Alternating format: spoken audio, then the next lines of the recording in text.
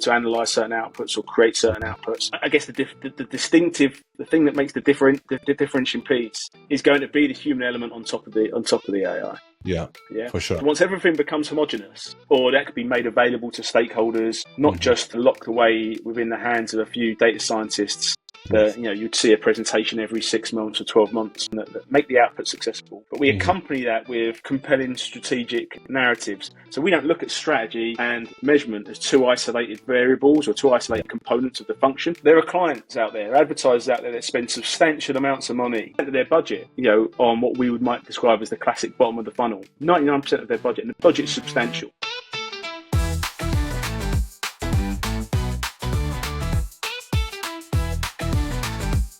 You are listening to Full Funnel.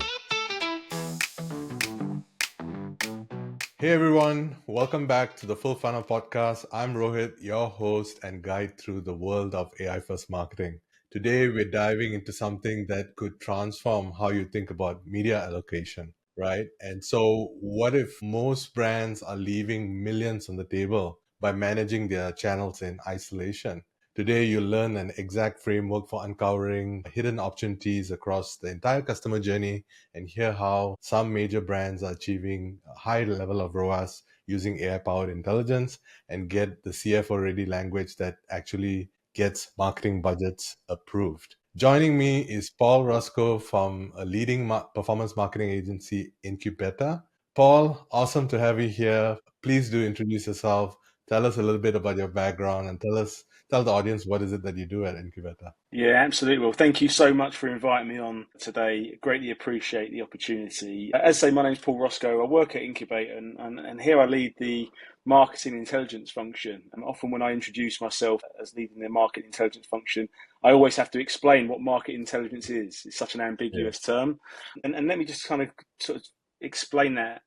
Within our market intelligence function, there are kind of three core elements. The first, another ambiguous term, is it's a strategic function. And what this really means, it's consultancy on integrated marketing communications, comms planning, media planning. The second component is around measurement and analytics, which is really led by our econometric solution. But really the essence of that, the spirit of that second tier is helping clients understand the true effects of the things that you spend money on. Indeed.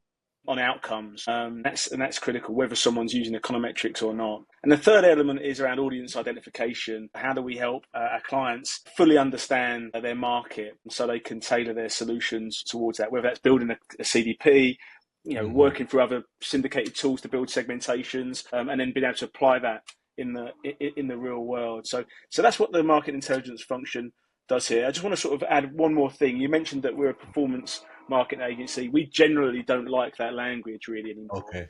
Mainly because all marketing, all communications has to perform. And when you create this, I guess, false dichotomy between what is performance, what isn't, you start to lose sight of that. And part of the marketing intelligence function is really to break that down. So yeah, that's kind of the work I'm sort of focused on.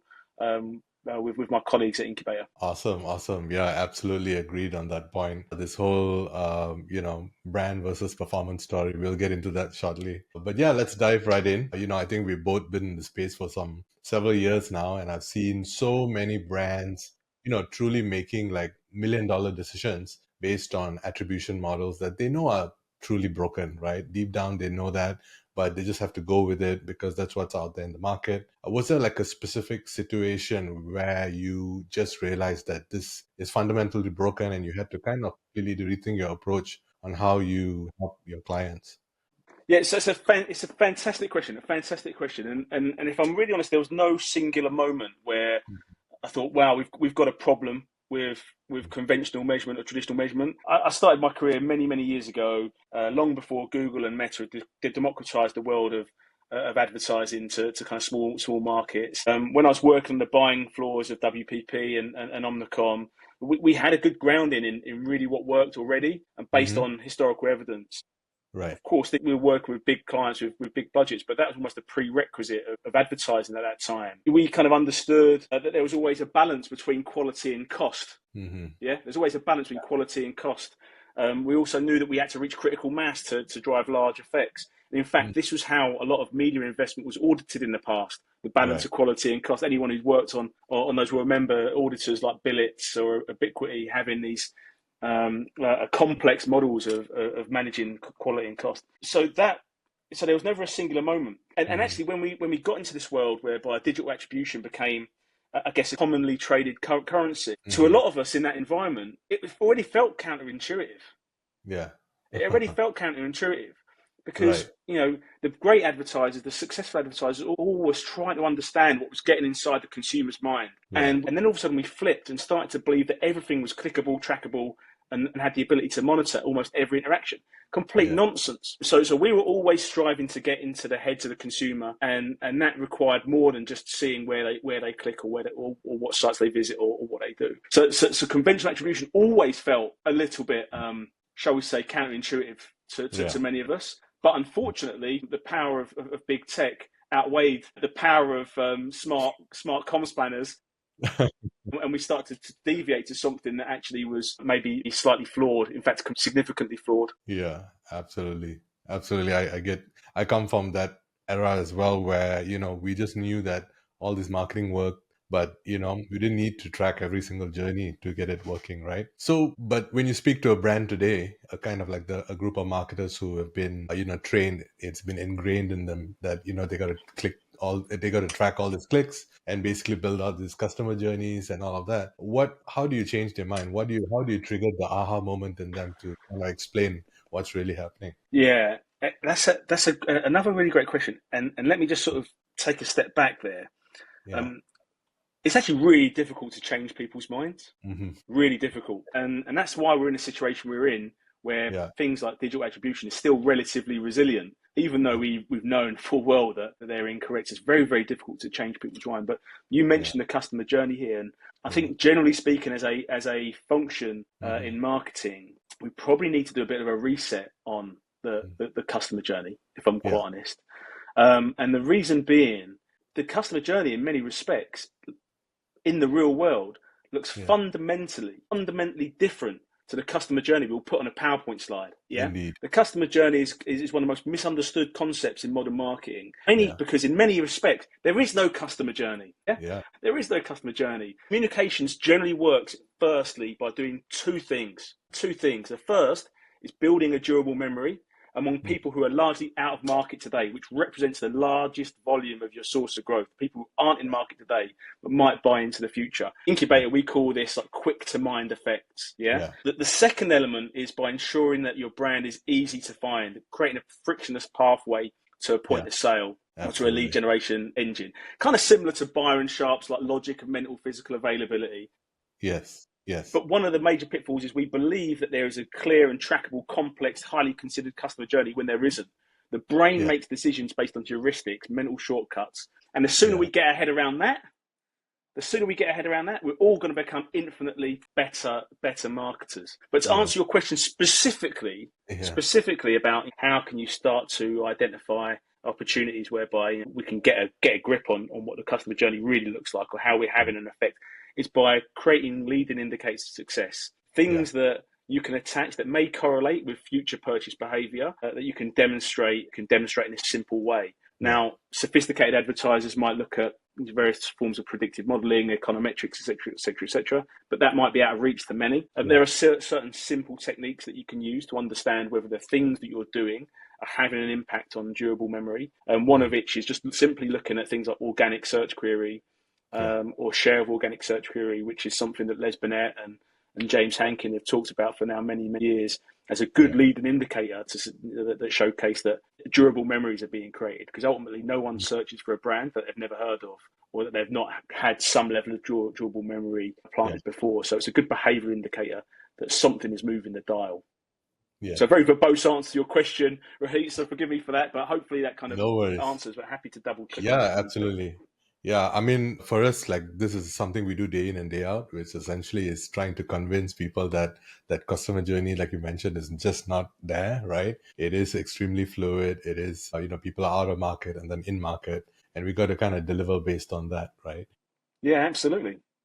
Yeah, and so you spent years and probably decades now analyzing all kinds of budget allocations and I'm sure you've discovered a lot of like massive opportunities that, the average marketer kind of misses. Could you like walk us through like your process of kind of identifying some of these hidden gems, and what are you looking for that others aren't seeing? Yeah, that's a good question. The simple answer is that the hidden gems, to use your phrase, exist for some advertisers, don't exist for others. Mm-hmm. The lead indicators of success might be different in certain categories than they are for others. I think Yeah. the first step is always to have a pragmatic view on the category you operate in, the unique context that your brand sits within. Mm. I think the hidden gems aren't really that hidden, if I'm really honest. Yeah. One of the things that we've been working at Incubeta is the development of predictive modeling tools that exist outside of a classic econometric function, because actually the hidden gems are quite staring us in the face. The rules and guidelines and guardrails of effective communications have existed for 40, 50 years. And actually the evidence can all be accessed through the WARC database, World Advertising Research Centre, or the IPA. There's real world campaign data that we use to help define a client's unique balance between those quick to mind elements that I talked about before and the easy to find elements. And actually, so using some of that evidence that already exists enables us to identify, I guess, where we start. And then we can use things like organic search query as an example, and data that comes from Kantar or Nielsen around spend data, or a client's own spend data, to start to look at correlations between the two variables to understand what channels and what combinations of channels are likely to create a behavioural effect on someone's search behaviour. So it sounds a little bit like some of the things you would do in a sophisticated model, but really a simplified version. If you can just start to unpack some of those correlations at a simple level, you can start to get an idea of what levers might be pulling you in the right direction, and start to look at that way.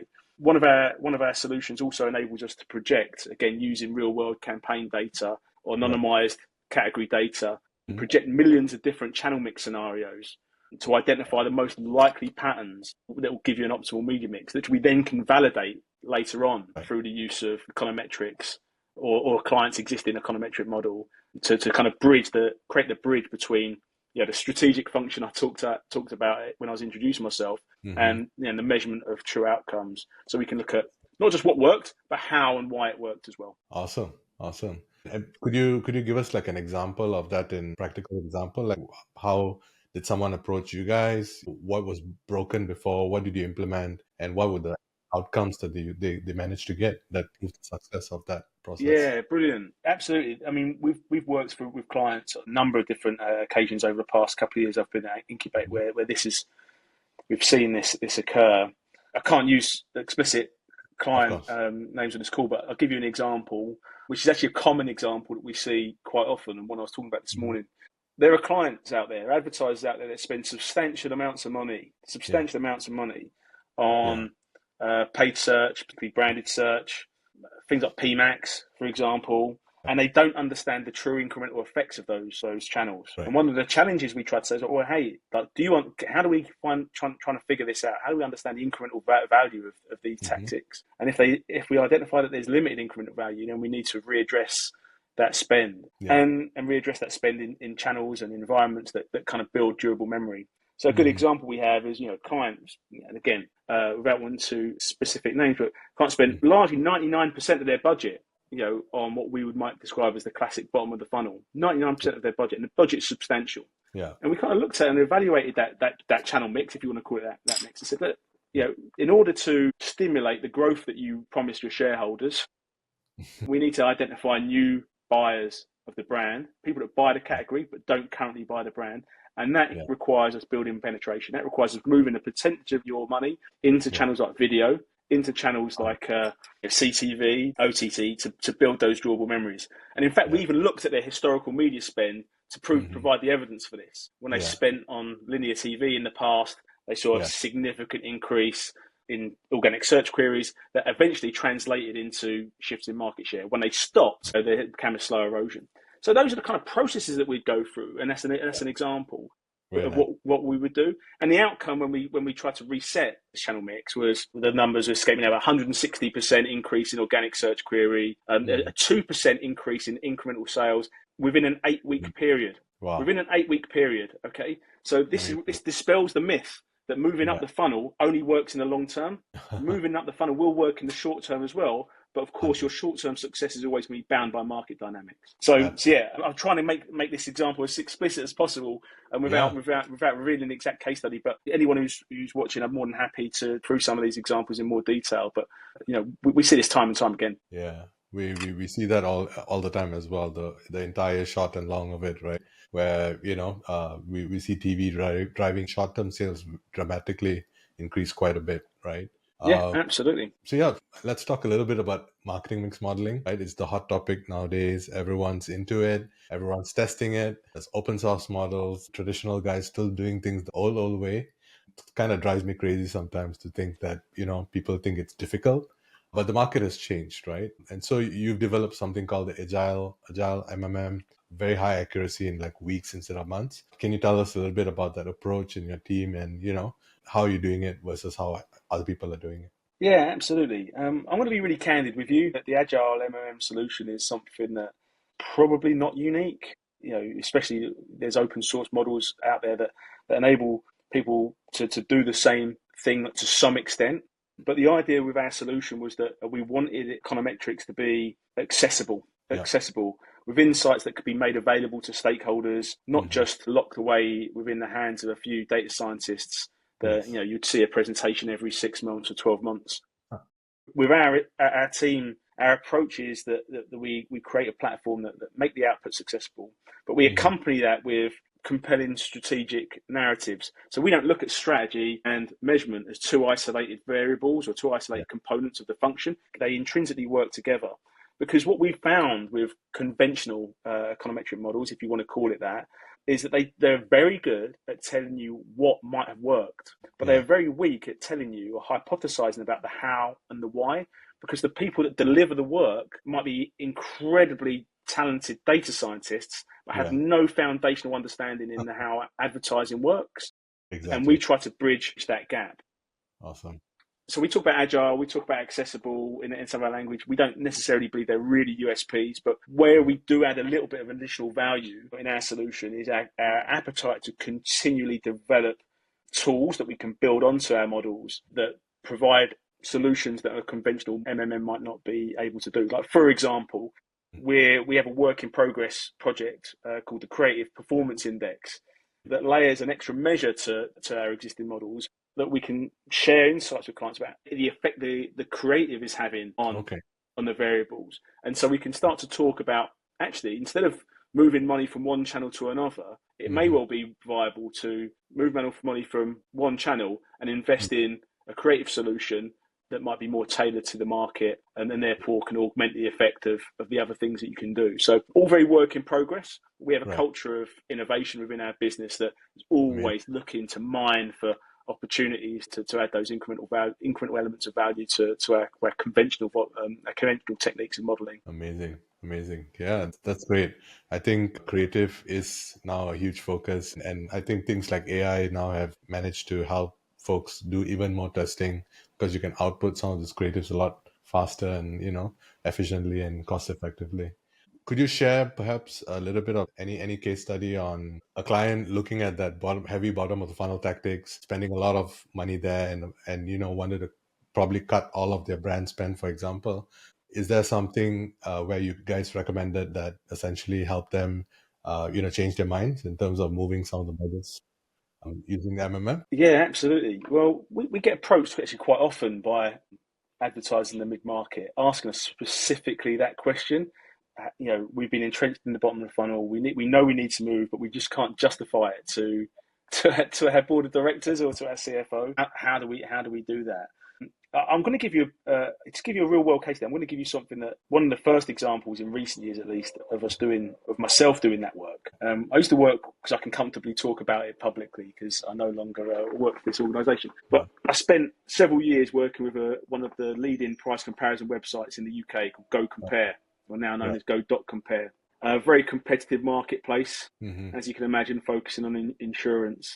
Yeah, they had their in-house econometric solution, which was quite robust. But despite having a robust econometric model, they went on a path where they dramatically reduced their TV spend. Okay. Yeah, dramatically reduced their TV spend. And what we had noticed that the category was quite responsive to advertising. Right. Yeah, it was quite responsive to changes in the brand share voice.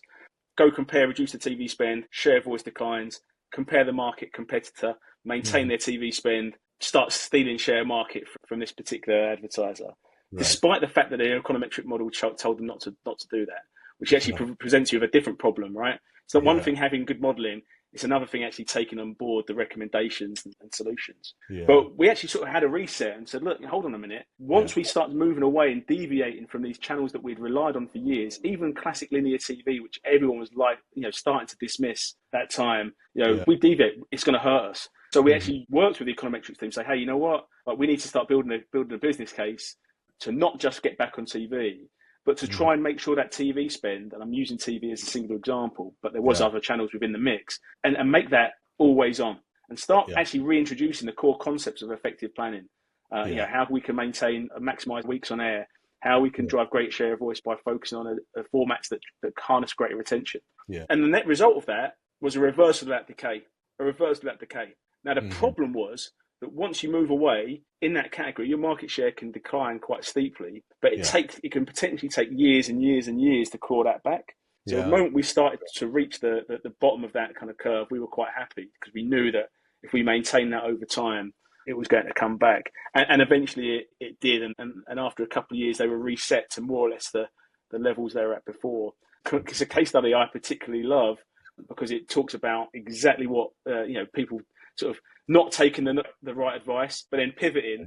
And of course, when you scratch the surface of Go Compare, I encourage anyone to look into that advertising. It's fascinating. And there are so many other complexities in that, creative complexities, how they leverage their distinctive brand assets, all of which add up to a more effective solution in the end. Brilliant case study. But we have those conversations on an almost daily basis with our incumbent clients. Indeed. A very similar case study with an online travel company as well. Exactly what you just said, how they approached it. And of course, on that point, that's where I think the bridging of the gap with people like yourselves, kind of basically being able to tell that story in half, have those discussions in order to get those budgets, right? So that's a great segue to the next question, which is basically the CFO conversation. I know all these marketers can do all kinds of things in their sleep, but when it comes to justifying budgets to finance teams, they don't speak the same language, right? And so you are the guy sitting in that room with all the skeptical finance folks controlling massive budgets. How do you structure those conversations, right? Help our audience understand, what should you say to get them excited about essentially increasing their investments in the right channels, and of course then the same brand versus performance conundrum, right? Yeah, absolutely. It's a common question, as I'm sure so many people who listen to this face. Yeah. But I think the first element for me is, we try to avoid using soft language. So things like brand or upper funnel, soft language. Yeah, because I feel like the moment you start throwing the word brand around, you always run this risk of someone saying, "Oh, the things that I spend money on that I don't see a return on until probably I've left my position as the CFO." And it's like, well, no, actually, that's not what it means at all. Similarly, go back to the conversation around upper funnel. The funnel doesn't really exist. We've totally allowed our view on how decisions are made to be skewed by images of the utensil. Makes no sense. We need to remove those soft language. Now, I've already talked to you about what we call quick to mind, easy to find. And you could say quick to mind is like soft language because it's all about building memory and feel stuff. But it's not. It's quick to mind is all about the things that you do that create a lasting flow, not just a long-term flow, a lasting flow of customers into a business. Yeah? It's the things that create shareholder or company value. Yeah. It's about building enough equity to ensure that you can hold pricing and be less reliant on profit-eating promotion. Absolutely. Yeah? If you have equity, you can command higher prices, and it's your pricing power that's the really strongest lever to maximising your profit. Yeah, it's about the things you do to drive volume, enough volume to create absolute profit, even where margins are small. Yeah. So you can start to see that we take quick to mind as the vehicle to unlock these things. And when we think about easy to find, it's the things that we can do more immediately and can measure in the short term. Again, like we said before, to create a frictionless pathway to sale. The way I kind of look at this is every CFO understands the difference between CapEx and OpEx. Yeah. I see like the investment in the things that you do that make you quick to mind. You look at that as a capital expenditure. And the things that you do that help you be easy to find, they're about managing your operational expenditures and maximising your efficiencies. One's about driving volume, one's about driving efficiency. You need to do both to drive the greatest outcomes. And so that's the kind of language we use. We generally say it's easy to make. We're going to move away from vanity metrics into fiscal metrics. But you have to create a sensible link between the leading indicators and tangible commercial measures of success. And if you can't create that link, it becomes difficult to have those conversations in a robust way. 100%. I always joke that, we're in the business of change management rather than, marketing measurement. And in essence, a lot of this stems from the fact that CFOs are essentially the incentivization structure for the marketing teams are based on this wrong metrics or what you call like the wrong attribution models. And in essence, we need to kind of fix that from the ground up. Awesome. And so let's talk a little bit about, looking at the bigger picture about, what your agency is doing, like dedicating, part of the workforce to kind of develop all these proprietary AI solutions. It's a great commitment. And, where do you see this going over the next 1 to 2 years? What should marketers be preparing for? Yeah, that's a brilliant question. I'm going to open my answer by saying, I can't remember where this quote comes from, but predicting the future is a fool's errand. And and you ask me what's going to happen in the next 1 to 2 years. I fear we're still in a bit of a hype cycle with AIs. But for me to make predictions, will do one of two things. It'll either make me look ridiculously out of touch, or it's going to make me look really silly in a couple of years' time. So I'll avoid making predictions. But what I will say is this: I think through our team in the UK, through to our team in the US, and in other markets as well, trying to create a culture of experimentation and innovation, which looks at how we can manage workflows and then redeploy the entire skilled team to do things that are going to be more of higher value. I mentioned before we're working about building this in a suite of proprietary tools that might rival some of the things that you would typically see out of a big holding company. That's all come from creating agents or creating models using AI, but built on the sound foundation that the 40, 50 years of market effectiveness work that's been done from Andrew Ehrenberg through to Byron Sharp, through to Les Binet. So we know it's based on sound knowledge and creating understanding and creating opportunities for us to build those tools. We're actively encouraging it. Of course, with some level of governance, which I think is really important that you attach that for any of the workflows you're using AI for. But we're generally quite enthused by the opportunities it might unlock. But I think we're also quite grounded in the fact that just because you can do something faster and quicker and in a resource less heavy way doesn't mean that you should be sacrificing the core principles of market effectiveness in our outputs. And that's something that's really central to how we're utilizing AI today. 100%. I think making all these $1 million decisions are still going to be in the hands of humans for the foreseeable future, I believe. Yeah, and just to add to that, just really, really quickly, one thing I will put my neck on the line with and make a prediction of is as AI builds a degree of penetration whereby it just becomes the norm, and agencies are using it to produce certain outputs, and clients are using it to analyze certain outputs or create certain outputs. I guess the thing that makes the differentiating piece is going to be the human element on top of the AI. Yeah, for sure. Once everything becomes homogenous, or actually the margin of success becomes tight because everyone has access to these democratized tools, the difference will be in the humans that you put the tools to work, and that's where the differentiation will come from. So that's the only thing I would sort of really stick my neck on the line and absolutely predict. That makes total sense. Yeah. All right. So let's move to a quick lightning round. So very quick, short answers. What's a KPI you check before coffee? Yeah, no KPI worth checking every day is worth checking. I'd always refer to Goodhart's law. If a measure becomes a target, it ceases to be a good measure. You need to look at lots of KPIs over time. Nice. So what's the biggest opportunity that brands are missing today in 2025? The biggest opportunity, I think we talk about full funnel. Yeah. I think full funnel is a byword for not understanding the major problem that Marcoms is designed to solve to unlock growth. So the opportunity really is to spend some time identifying those problems. We can't just use full funnel as the simple solution. We have Yeah. to spend some time understanding what the true problems are that's blocking growth. Recognize it, prioritize it. Awesome. And then what's an AI tool that is delivering the highest ROI for your clients now today? I don't think anyone really knows the answer for that yet. And I think I'd be a fool to try and answer that. We're still trying to figure that out. Okay. What's a marketing myth that you bury forever? The marketing myth I've buried forever. Increasing customer loyalty is a viable source of long-term growth. I'd bury that one straight away. 100%. Same here. What's the one piece of advice for CMOs who really want to take this next step and upgrade their measurement stack? Yeah. One piece of advice, that go back to basics. Think quick to mind, easy to find. Yeah. Seek to understand the appropriate balance between those two things that's bespoke to your customer needs, your unique circumstances. And again, find a bespoke measurement stack to validate that, because there's no one size fits all in the world that we operate in. Awesome. All right. So that's a wrap for this edition of the Full Funnel Podcast. Paul, it's been an absolute pleasure having you on. And huge thanks for sharing some of the specific frameworks and case studies. To everyone listening, if you have picked up any actionable insights, hit follow and share this with a teammate who's really trying to rethink their measurement of marketing intelligence strategy. Please follow Paul on LinkedIn for more insights. And we'll be back next week with another guest pushing the boundaries of growth. Until then, keep testing, keep measuring, and I'll catch you on the next episode. Bye. Thanks, Paul. Cheers. Thanks, Steve. Bye-bye.